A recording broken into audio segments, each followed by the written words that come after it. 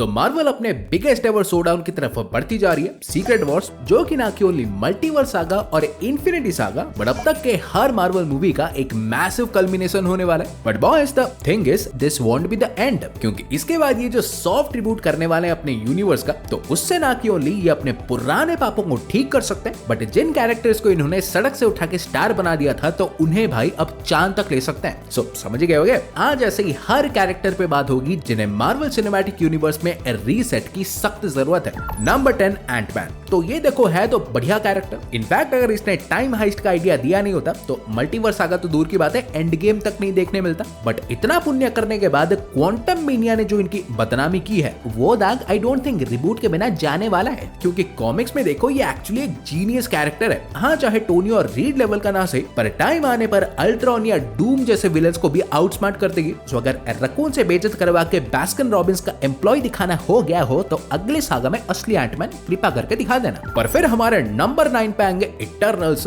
जो कि मेरे हिसाब से तो ठीक ही थे, फिल्म इनकी एक्चुअली अच्छी थी, बट पंगा भाई इसमें हो गया कि आई थिंक मार्वल ने इन्हें थोड़ा जल्दी ही इंट्रोड्यूस कर दिया। बट कोई ना, अब जब इंट्रोड्यूस देखो कर ही चुके हैं तो ऑडियंस इनके और सेलेस्टियल्स के बारे में कंप्लीटली परिचित है, माई बाप सब जानते हैं। तो अगले सागा में ये फिर से एक फ्रेश स्टार्ट के साथ दिख सकते हैं, बट इस बार कोई सीक्वल के साथ नहीं बल्कि सीधा किसी एक एक्समेन फिल्म में ही घुसा के इसमें ये म्यूटेंट्स को बेसिकली ये रिवील करें कि उनके काइंड को एक्चुअली सेलेस्टियल्स ने ही बनाया है, सेलेस्टियल्स ने ही एक्सट्रीम को बनाया था और बना के इनके अंदर डाला था। बट अब जब इनकी काइंड इतनी इवॉल्व होके ह्यूमैनिटी के लिए खतरा बन चुकी है तो वो इन्हें सफाचट एलिमिनेट करने आए हैं। देन नंबर 8 पे आते हैं काला तेंदु, ब्लैक पैंथर। देखो आई टोटली रेस्पेक्ट कि मार्वल ने चैडविक सर को रिकास्ट नहीं किया, बट ऑनेस्टली भाई रेस्पेक्ट अपनी जगह है, बट एमसीयू को एक ब्लैक पैंथर चाहिए। एंड गेस व्हाट, लकीली इन्होंने ऑलरेडी हमारे बीच नहीं बट ब्लैक पैंथर के बीज बो दिए हैं अगले सागा के लिए। लाइक स्टिल हमारे रिकास्ट तो नहीं करने वाले, बट अगले सागा में ये टिचाला के बेटे टिचाला एके टुसैंड को ही शायद ब्लैक पैंथर बनाने वाला है। इनफैक्ट ब्लैक पैंथर का प्लॉट भी आई थिंक यही होने वाला है। Suri all through out the film T'Challa को ट्रेन करेगी और मूवी के एंड में फाइनली उसे अपना मैंटल पास करेगी। और वैसे भाई अगर डेंजल वॉशिंगटन साहब की बात मानी भी जाए तो फिल्म के स्क्रिप्ट पे भी ऑलरेडी काम चालू हो चुका है। देन अगला कैरेक्टर जिसे खाना पानी दो नहीं रीसेट पहले दो वो है हमारे थॉर साहब। लाइक ये तो देखो मैं मानूंगा रैग्नारॉक से इन्फिनिटी वॉर तक अगर किसी का भाई सबसे अच्छा कैरेक्टर डेवलपमेंट हुआ होगा तो वो इन्हीं का ही था। बट फिर पता नहीं किस कुत्ते ने इन्हें काट लिया, क्योंकि एंड गेम से लव एंड थंडर तक इसका डेवलपमेंट तो हुआ बट उल्टा रिवर्स में। बंदा साला माँ बाप भाई बहन घर दोस्त सब खो चुका है, इसके थोपड़े पे हंसी गलती से भी आ कैसे जाती है, मतलब है कुछ No, easy now. Easy now. So much testosterone.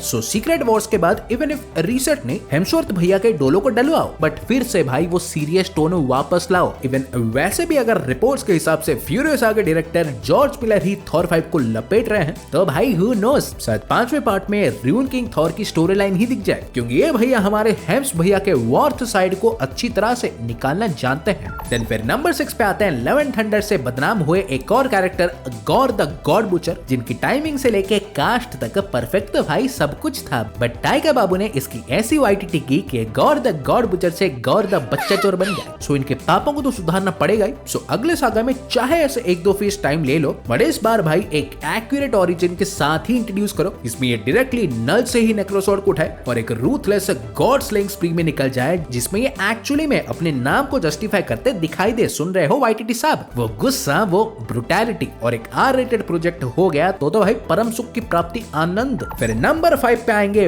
Wanda के रोबोट मित्र विजन, जिनका डेब्यू तो मस्त हुआ था, no doubt in that, but उसके बाद 2 फिल्म में वांडा करते रहे और आखिर में थैनोस ने इनकी बिंदी उखाड़ दी तो निकल लिया। हाँ, व्हाइट विजन जिंदा है बट उसका क्या फायदा, क्या करेगा वो। लाइक इस बंदे का भाई इतना पोटेंशियल था कि अल्ट्रॉन थैनोस तो चिरकुंडे लोग हैं, ये सारे अवेंजर्स को ही रिटायर करवा के पूरे अर्थ को संभाल सकता था और वो भी अकेले। बट कोई ना, बिंदी निकली तो ये भी निकली है। बट अब भाई चाहे व्हाइट विजन को रखो या तो कोई नया ही लो, जो करना है करो, बट इस बार इसे कोई प्लॉट डिवाइस की तरह यूज ना करके उसे अपना खुद का स्पॉटलाइट दो। दिखाओ भाई ये बंदा कितना पावरफुल है but at the same time कितना डेंजरस भी। पर फिर हमारे हमारे नंबर 4 पे आएंगी दूसरी बच्ची चोर स्कारलेट विच, जो कि आई नो सारे लौंडे लपाड़े बोलेंगे रिबूट करना ही क्यों है, बट इनको भी चाहिए क्लीन स्लेट। लाइक डूम्सडे और सीक्रेट वॉर्स में ये भाई चाहे जिसके भी साइड हो, डूम या एवेंजर्स वो तो भाई देख ही लेंगे, बट अगले सागा में ये सिर्फ म्यूटेंट्स के साइड ही होनी चाहिए। लाइक मार्वल फाइनली से म्यूटेंट्स के साथ यूनाइट करके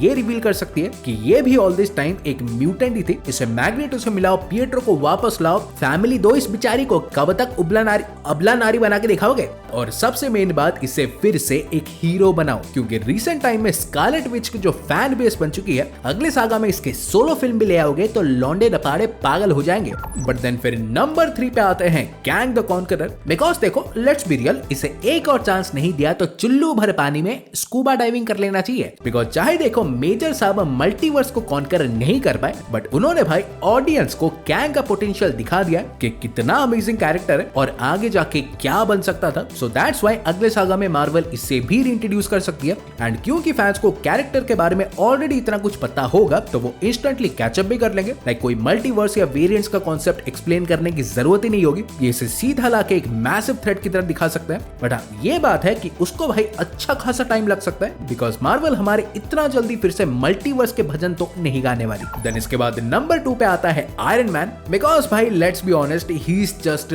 to good to be left alone. Like हाँ आरडीजे को रिप्लेस करना भाई सुपर डिफिकल्ट होगा, बट उसका मतलब तो ये नहीं कि कैरेक्टर को घर में ही रखे, क्योंकि ये भाई एक कंप्लीट डिफरेंट चीज दिखा सकता है। लाइक सपोज ले लो कि अगर ये करंटली चल रहे अल्टीमेट्स के कॉमिक्स को अडेप्ट करे तो ये एक्चुअली भाई एक 20-22 साल के टोनी को दिखा सकता है, जो कि अमीर तो होंगे पर आयरन मैन नहीं होंगे। असली आयरन मैन इनके डैडी जी हॉवर्ड स्टार्क ही होंगे, जिनके मरने के बाद टोनी हमारे उनके मैंटल को लेकर आयरन मैन तो नहीं बल्कि भाई आयरन लैड बन जाएगा, और यहाँ से फिर उसके डिसीजन से डिसाइड करेंगे कि वो फ्यूचर में आगे जाके कैंग बनेगा या आयरन मैन। मैं तो भाई ऑल इन हूँ, प्लीज बनाओ। बट फिर फाइनली हमारे नंबर 1 पे आते हैं जिन्हें रीसेट की तो भाई सख्त नहीं सख्त जरूरत है, हल्क। ये बंदा क्या था और क्या हो गया, मेरे अंदर का हल्क का फैन साबुन खा के कोमा में जा चुका है। सो अगले सागा में भाई कुछ हो ना हो बट उस पुराने इनक्रेडिबल हल्क को तो आना ही होगा, बिकॉज अब जब भाई राइट्स हमारे डिज्नी के पास वापस आ भी चुके हैं तो ये हल्क की सोलो फिल्म्स तो बना ही सकते हैं। बाबा आदम की सालगिरह में थिएटर में लगी थी, बट ऑल्सो भाई वुल्वरीन वर्सेस हल्क से लेके वर्ल्ड वॉर हल्क जैसे स्टोरी लाइन्स को भी आराम से अडेप्ट कर सकते हैं। इनफैक्ट अगर रिपोर्ट्स की माने